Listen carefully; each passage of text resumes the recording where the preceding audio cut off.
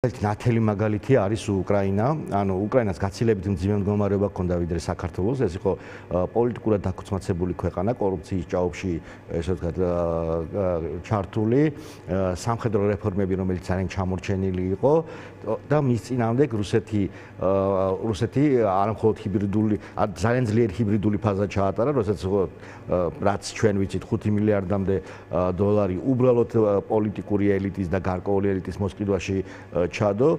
უკრაინას ყავდა ძლიერი რუსულენოვანი ესე ვთქვათ პროვინციები და ბევრ თვითმმართველობაში ეს რუსეთის მიმართ მეტნაკლებად ლოიალურად განწყობილი პოლიტიკური ძალები იყვნენ მოსული. ანუ ფაქტიურად მართლაც პირველ დღეებში ძალიან ესე ვთქვათ უკრაინის ის რომ უკრაინა გაუმკლავდებოდა რუსეთს ამაზე ფსონს თითქმის არავინ არ დებდა, მაგრამ უკრაინელმა ხალხმა გვაჩვენა, რომ თურმე შეიძლება გაერთიანება იმასთანაც კი, ვისაც შეიძლება რაღაცა პოლიტიკურად მტრად თვლი და ბრძოლა ბოლომდე, ბრძოლა, როცა ერთძოლა თითქოს ყველა ამბობს, რომ წაგებულია, ხო? ჩვენ გაცილებით უკეთესი მდგომარეობა გვაქვს, ჩვენ ფაქტიურად ძალიან ძლიერი არასამთავრობო პლასტი ყავდა, სადაც მუშაობდნენ ადამიანები, რომლებსაც დასავლეთი არ იყო რაღაცა უცხო, ეს თუნდაც ის დაფინანსება, ის პროექტები, რომლის ფარგლებში ისინი მუშაობდნენ, მათი ესე ვთქვათ ცნობიერება ძალიან ძლიერად იყო დასავლურად წარმოდგენილი და სხვა შორის რუსეთი მათ მტრულმა ერთ-ერთ ყველაზე გამორჩეულად მტრულ მასად თვლის.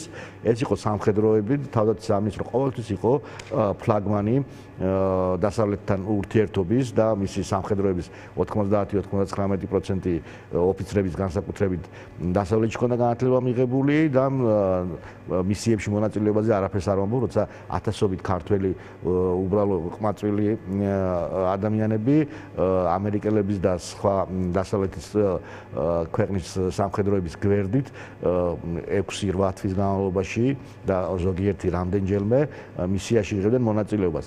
ეს ანუ ნიშნავდა იმას, რომ საქართველოში პროდასალური განწყობა ეს არ იყო რაღაცა წიგნით მონაყოლი, რაღაცა პროკლამაციით მონაყოლი, ეს ჩვენი ყოველდღიურობა იყო. ამიტომ ჩვენ ამ ხრივ გაცილებით უკეთესი მდგომარეობა გვაქვს და აგერ გამოკითხვების ადასტურებს, რომ 84%-იანი მხარდაჭერა აქვს პროდასალურ კურსს.